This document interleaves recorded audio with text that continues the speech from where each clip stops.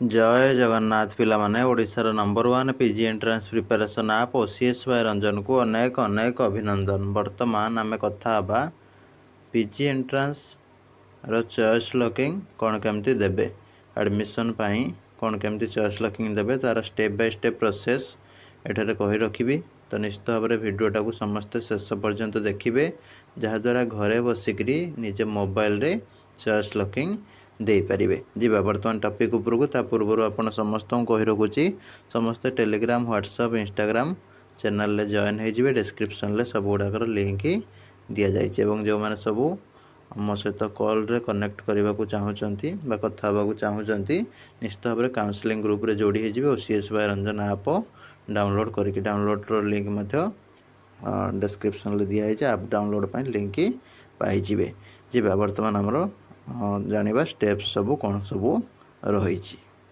नमस्कार दोस्तों, इस वीडियो को लाइक करें, हमारे चैनल को सब्सक्राइब करें, इस घंटी के आइकन को दबाएं, ऑल सेलेक्ट करें हमारी सभी वीडियो सबसे पहले देखने के लिए। देख पिला माने जो माने सब सीपीटी देइछ बा न देइछ, सीपीटी जदि देइछ भल रैंक नाही ताहले तुम डायरेक्ट एडमिशन वर्तमान ठारू कर दियो सम्राट डिग्री कॉलेज ब्रह्मपुर।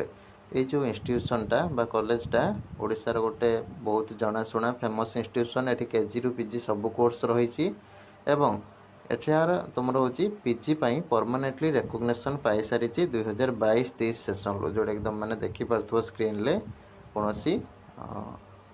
नुआ नुआ कॉलेज रे एडमिट हेनी कहीं सब पिला कहे कहीं कैरियर कथा नुआ नुआ कॉलेज को जीव ना जो परमानेंट रेकग्निशन मिली जो डिग्री कॉलेज जो ऑटोनोमस जो यूनिवर्सिटी तो सब गुड़ा परमानेंटली रेकग्नाइज मिली ऑटोनोमस तो मिली डिग्री कॉलेज रे किछिटा कौन कर गवर्नमेंट डिग्री कॉलेज तो रहा जोड़ा रेकग्नाइज हो जाए किंतु कौन हो सेल्फ फाइनेंसिंग डिग्री कॉलेज किसी आसी जोटा कि रेकग्नाइज होनी गवर्नमेंट द्वारा परमानेंटली रेकग्नाइज होनी खाली नुआ नुआ सब कौन खोली पकाउछन सेठी पिला एडमिशन नहीं जाउछन डाकिक नहीं जाउछन 10,000 5,000 कम करेंगे तुमको एडमिशन फीज तुम कोर्स फी रे कम थी तुम भाव से तो कम अच्छी मौज कर दिए कम रे सस्ता पछरे केबे भागीबनी। ठीक अच्छे सब बेले जो बेस्ट हम सल्यूशन तारी पछरे तुमको जीवाई पड़ो। तो से अनुसार आपण मैंने भल इंस्टीट्यूशन एडमिशन करूँ निश्चित भाव में एमएससी एमए एमबीए जी भी जहाँ करेंगे कंटाक्ट करके साम्स प्रोसीड्योर एडमिशन भी करेंगे। जो मैंने भी चाहिए डायरेक्ट एडमिशन करने चाहते कॉलेज प्रोसीड्योर थ्रो रे नंबर कंटाक्ट करके चेयरमैन सहित कथा हो पारे कि एडमिशन इंचार्ज सहित कथा ही पारे। ठीक अच्छे पिला माने कमेंट बॉक्स रे दिया जाइथिबा लिंक रे जोटी मते कमेंट करूच क्लिक करिवो लिंक रे क्लिक करके ए टाइप रे पेज को आसीबो। फर्स्ट ईयर सिलेक्ट करिवो स्टूडेंट लॉगिन देखा जीवो सेठी निजर मोबाइल नंबर पासवर्ड एंट्री करिवो कैप्चा जहाँ देखुच एठी नंबर गुड़ाक देखिक लिखिवो टाइपिंग करिवो करके लॉगिन बटन उपरे क्लिक करिवो। तापर ये तुम जो मैंने पासवर्ड भूली जाइछ बा साइबर कैफ रे अप्लाई करिथिलो पीजी फॉर्म से मैंने तुमको पासवर्ड कही ना ताले बारंबार सेटिक जीवा दरकार नहीं ये पासवर्ड रिसेट करदेव रिसेट करके तुम लॉगिन कर। ठीक अच्छे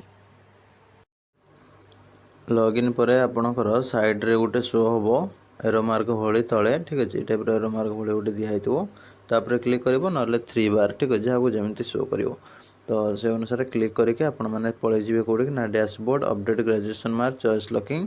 ठीक अच्छे अपडेट ग्रेजुएशन मार्क उपर क्लिक करेंगे।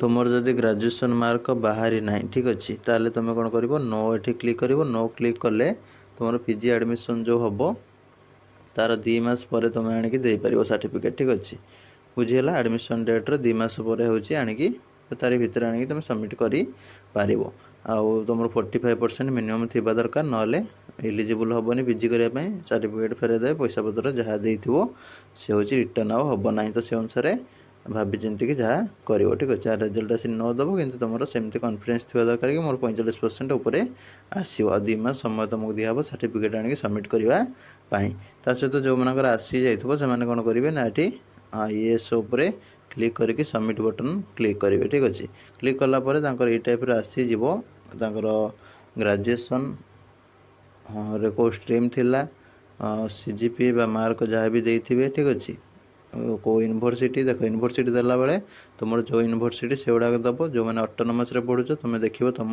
କେଉଁଟା ତୁମ ଅଟୋନମସ୍ଟା କେଉଁ ୟୁନିଭର୍ସିଟିକୁ ଆଫିଲିଏଟେଡ଼୍ ହେଇଛି। ଡିଗ୍ରୀ କଲେଜରେ ପଢ଼ୁଛ ତାହେଲେ ତୁମେ ଦେଖିବ ତୁମର ଡିଗ୍ରୀ କଲେଜଟା କେଉଁ ୟୁନିଭର୍ସିଟିକୁ ଆଫିଲିଏଟେଡ଼୍ ହେଇଛି, ସେଇ ୟୁନିଭର୍ସିଟିଟା ଏଠି ଚୁଜ୍ କରିବ। ଯଦି ତୁମେ ବାହାର ଷ୍ଟେଟ୍ରୁ କେଉଁଠି ପଢ଼ିକି ଆସୁଛ ଏଠି ଅପସନ୍ରେ ଆସୁନି ତାହେଲେ ଅଦର ଉପରେ ସିଲେକ୍ଟ କରିକି ପ୍ରୋସିଡ଼୍ କରିବ। ଠିକ୍ ଅଛି।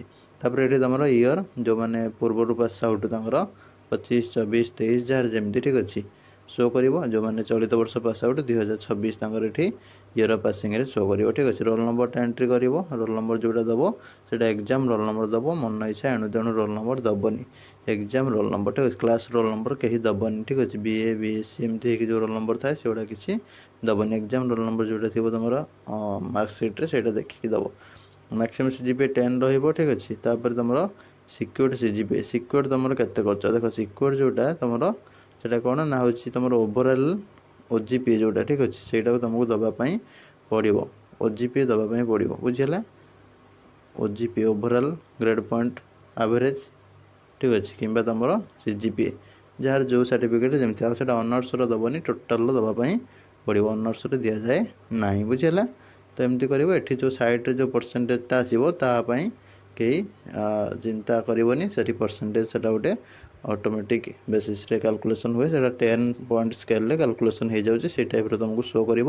ତୁମ ସାର୍ଟିଫିକେଟ୍ ବା ମାର୍କସିଟ୍ ସହିତ ମ୍ୟାଚ୍ କରିପାରେ ନ କରିପାରେ ତା ସହିତ କିଛି ମତଲବ ନାହିଁ। ବୁଝିଲା।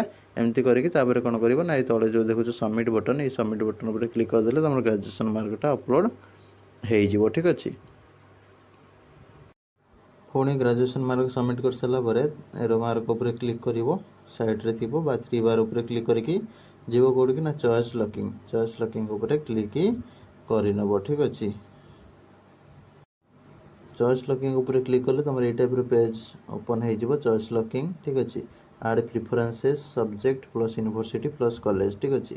ଦେଖ ଯେଉଁମାନେ ଗୋଟେ ସବଜେକ୍ଟ ଏଣ୍ଟ୍ରାନ୍ସ ଦେଇଛ ତୁମ ପାଇଁ 10ଟା ହେଉଛି ଅପସନ୍ ଦେବା ପାଇଁ ପଡ଼ିବ। ଠିକ୍ ଅଛି। ଯିଏ 10ଟା ଦେବ ଯିଏ ବି ଚାହିଁବ 1ରୁ ନେଇକି 10 ଯାଏ ତ ସେ ଅନୁସାରେ ଯାହାର ଯେମିତି ଦରକାର ସେ ଅନୁସାରେ ଦେବ। କିଏ ଚାହୁଁଛି ଗୋଟେ ଦେବ, କିଏ ଚାହୁଁଛି 2ଟା ଦେବ, ଯାହାର ଯେମିତି ଦରକାର ଦେବ। ଯେଉଁମାନେ 1ରୁ ଅଧିକ ସବଜେକ୍ଟରେ ଏକ୍ଜାମ୍ ଦେଇଛ ସପୋଜ୍ ଗୋଟେ ପିଲା 2ଟା ସବଜେକ୍ଟରେ ଏକ୍ଜାମ୍ ଦେଇ ତାହେଲେ ସେ 2ଟା ସବଜେକ୍ଟରେ ମିଶାଇକିରି ସେଇ 10ଟା ମାନେ 5-5ଟା କରିପାରିବ, 7ଟା 3ଟା କରିପାରିବ। ଠିକ୍ ଅଛି।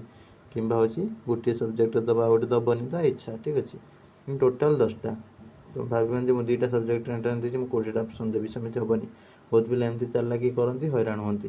ଠିକ୍ ଅଛି। ଯେମିତିକି ଧର ପଲିଟିକାଲ୍ ସାଇନ୍ସରେ ଫାଷ୍ଟ ଆଗେ ସବୁ ଚଏସ୍ ଲକିଂ 10ଟା କରିଦେବେ ତାପରେ ଧର ପବ୍ଲିକ୍ ଆଡ଼ମିନିଷ୍ଟ୍ରେସନ୍ ଠିକ୍ ଅଛି ଏଣ୍ଟ୍ରାନ୍ସ ଦେଇଥିବେ ତାହେଲେ ପୁଣି ତାର 10ଟା କରିଦେବେ। ଯାହାଦ୍ୱାରା କ'ଣ ନା ପବ୍ଲିକ୍ ଆଡ଼ମିନିଷ୍ଟ୍ରେସନ୍ଟା ରହିଯିବ, ପଲିଟିକାଲ୍ ସାଇନ୍ସଟା କଟିଯିବ। ଠିକ୍ ଅଛି। ତ ସେ ଅନୁସାରେ କେୟାରଫୁଲି ଟିକେ କରିବେ। ଆଉ ଯାହାର 1ରୁ ଅଧିକ ସବଜେକ୍ଟ ଅଛି ତୁମେ ମ୍ୟାକ୍ସିମମ୍ ତୁମର 10ଟା ଦିଆଯିବ ସେଇ ହିସାବରେ ତୁମେ କେଉଁ ସବଜେକ୍ଟରେ କେତେଟା ଅପସନ୍ ଦେବ ସେଇଟା ତୁମେ ଡିସାଇଡ଼୍ କରିବ। ଠିକ୍ ଅଛି। ବିଶେଷ କରିକି ତୁମର ମେଜର୍ ସବଜେକ୍ଟ ଯେଉଁଟା +3ରେ ଥିଲା ତାରି ଉପରେ ବେଶୀ ଫୋକସ୍ କରିବ ମୁଁ ହେଉଛି ଯାହା ସଜେଷ୍ଟ କରିଥାଏ। ତା ସହିତ ଆପଣମାନେ ଯେତେବେଳେ ଚଏସ୍ ଲକିଂ ଦେଉଛନ୍ତି PG ଆଡ଼ମିସନ୍ ସବଜେକ୍ଟ ଏଠି ସିଲେକ୍ଟ କରିବେ। ଏଠି କଲେଜ ବା ୟୁନିଭର୍ସିଟି ଗୋଟେ ଗୋଟେ କରିକି ସିଲେକ୍ଟ କରିକି ଆଡ଼୍ ବଟନ୍ ଉପରେ କ୍ଲିକ୍ କରିନେବେ। ଠିକ୍ ଅଛି। ଆଡ଼୍ କଲେ ତୁମର ଏଇ ଟାଇପ୍ର ଶୋ କରିଯିବ। ଠିକ୍ ଅଛି। ଏଇଟା ହେଉଛି କେଉଁ କଲେଜ ଠିକ୍ ଅଛି। ଆଡ଼୍ କଲେ ସବୁ ତ ସାଇଡ଼୍ରେ ଡିଲିଟ୍ କରିବାକୁ ହେଲେ ଡିଲିଟ୍ ବଟନ୍ ଉପରେ କ୍ଲିକ୍ କରିକି ଡିଲିଟ୍ କରିପାରିବ।